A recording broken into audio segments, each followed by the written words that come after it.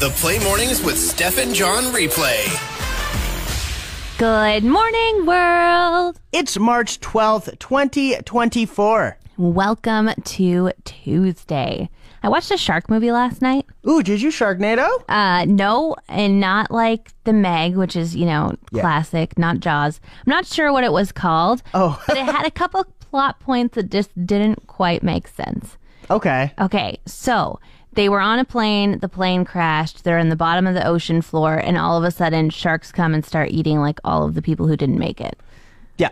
So there you go. The plot is here. These people are stuck in like the cabin of the flight attendants, and they're trying to figure out a way to get back to the surface. Yeah, absolutely. Now there's a grandma and a little girl. The grandma is not very old. Okay. She is like great through the entire movie. And then it's time to swim to the surface. And she tells her granddaughter she'll be right behind her. And then she, like a captain of a ship, goes down with the plane. Just stays on it. How old was the granddaughter? The granddaughter was like 8. That's a selfish grandma right there. And it made I was like, does she think she's not going to be swimming fast enough and she'd rather drown than get eaten by a shark? I don't know. It didn't make any sense. I imagine she's not just going to drown. I imagine the shark is going to find her as she's drowning, right? So it's like a double whammy. I think so. I think she's going to double die in a bad way. But Okay. yeah. Anyway, I'm not going to tell you the title because first off, I don't remember it. And second off, I just ruined the plot. Airbnb indoor cameras are no longer a thing. Whatever will we do? Right? I think it's a good thing. I think it was a little weird. That you were allowed to have indoor cameras? Yeah, I mean, if you don't trust people to come into your house enough for the fact that you need cameras, why even list your house on Airbnb? Okay, interesting take. Now, I have a different take for you. Let's hear it. Okay, Airbnb is different than pretty much anything else. Of course, they would say that maybe it's a hotel. And if you are renting your entire space, absolutely no indoor cameras.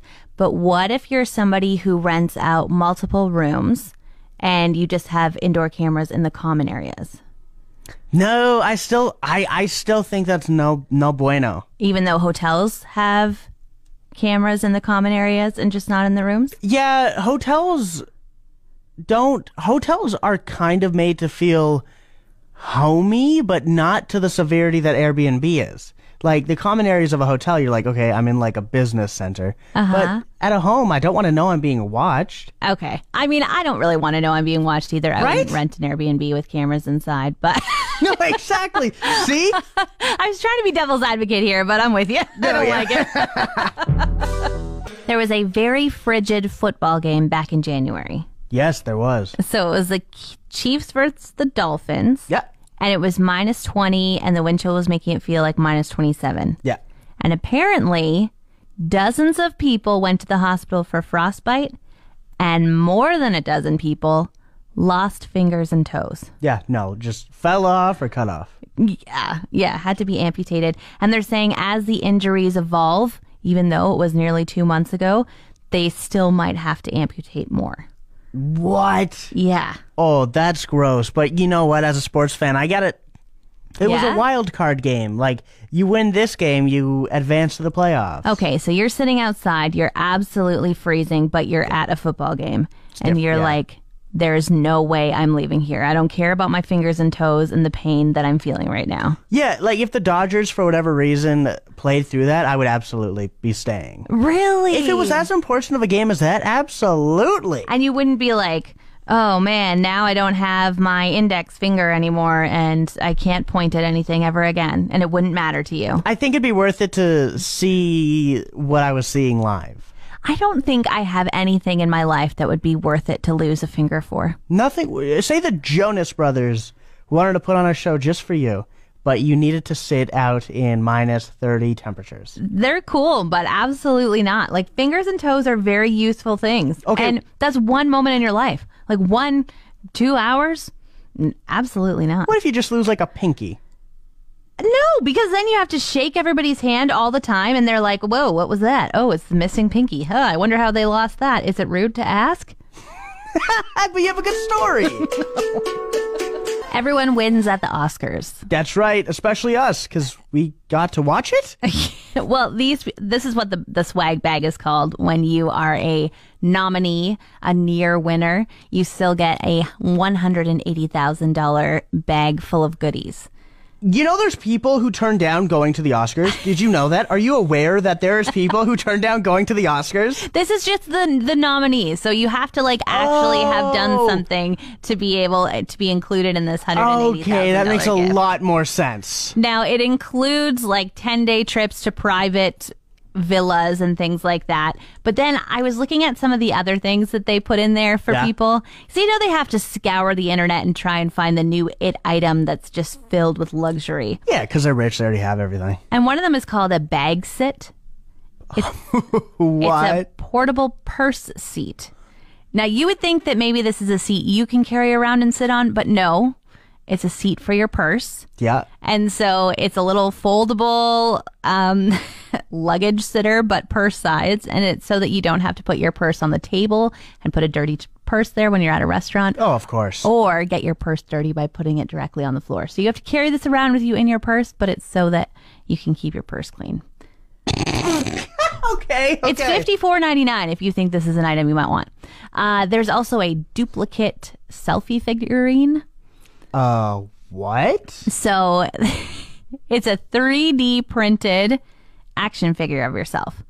So if you were jealous of all the folks who got unveiled last week for being turned into Barbies like Shania Twain, this could be your consolation prize. You know what's better than a 3D model of yourself? What? A 3D model of some gold guy for, I don't know, saying having the best movie or being the best actor. Oh, John. That's like a slap in the face.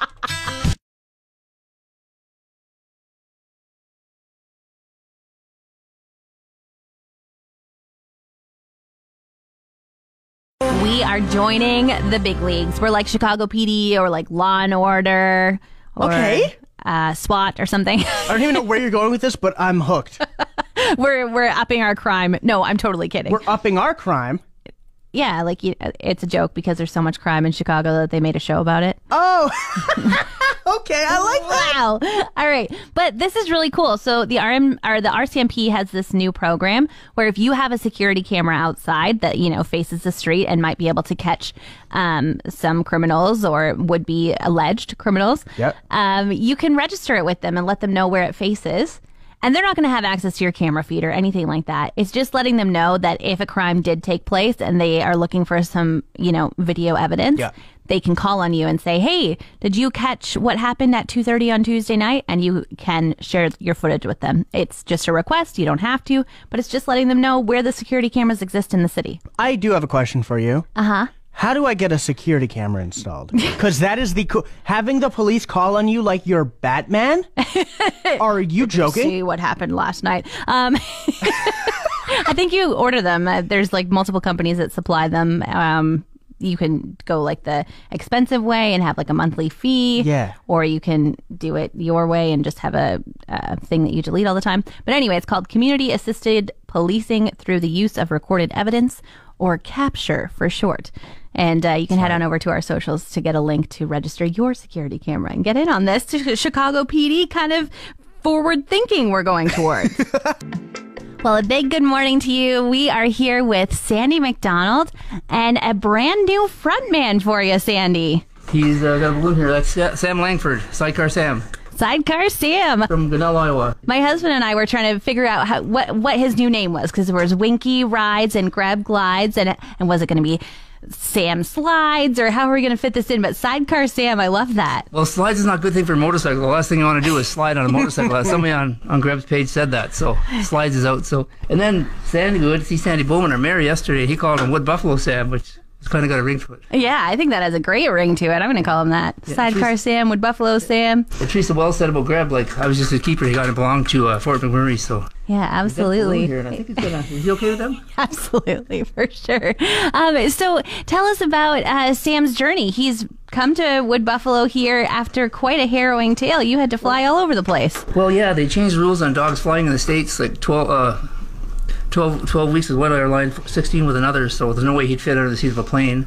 So his breeder drove all the way from Iowa, 11 hours, to Minot, North Dakota. I flew to Regina, rented a car, picked him up, drove to Regina, and we flew from Regina to Calgary, and Calgary to here. So he's got a few miles on already. Yeah, for sure. And what do you think about motorcycling? How are you going to train him?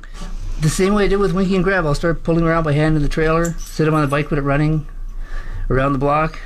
He's going to try to jump out the first time, they always do, and then short rides, come over visit you guys or something, just make little runs, and hopefully do a long run there this summer and raise some more money. Very exciting. And when you say raise some more money, I mean, you have raised so much money for the SPCA, for the Canadian Cancer Association. Can you tell us a bit about that? We're at 36 and change with the Cancer Foundation. That was all Grab. And with the SPCA, we just hit $225,971 yesterday, I think. Sam hit his first $100 donation, so he's already started his... He's already on his journey of philanthropy. He's already a working dog. Yeah. Amazing. Well, Sandy, thank you so much for bringing us to meet him. I look forward to many photos as he grows bigger and bigger and becomes your new sidecar Sam. Yeah, thank you for having us. And yeah, bless you all. Thank you for all you for following us. I gave you the day off yesterday of having to have a serious conversation. I think it's time. A serious conversation? You and I got to talk about what happened on Saturday. Do you remember Saturday? Oh, the part where I almost got my dad in an accident because I screamed bloody murder? That part. Oh, yeah, that was your fault, John. It was not. Okay, let me set the stage and we'll let everybody else decide. So, I was at the station by myself. I thought, it's too quiet in here. I'm going to turn the radio on, make some dance moves while I do a little bit of work. Then my dad called, so I was chatting on my watch with my back turned. Yep. And I turned around and all of a sudden, Silent John just walked himself on into the station, didn't say a word, and scared me half to death. This is all true. However, from my perspective, one, you were on the phone.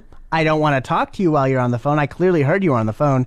Two, I was whistling. It is on you for not hearing me. The reason I started whistling is because I knew I was going to scare you. Okay, I think that you need to work on your volume of whistling skills. Again, you were on the phone. I didn't want to whistle too loudly. You wanted to whistle loud enough for me to hear you, which I clearly didn't. And then, but not too loud to interrupt. But like clearly there was an interruption that needed to happen that wasn't, my dad is driving, we're on the phone, and then I scream like I got murdered. The interruption happened. I'll just say that. It ended up happening. It happened at an inopportune time. I think it could have happened 5 seconds before that with a little less scream. I still put this on you. No. Thanks for listening. Don't forget to subscribe to the Steph and John replay. Find more Steph and John at play1037.ca.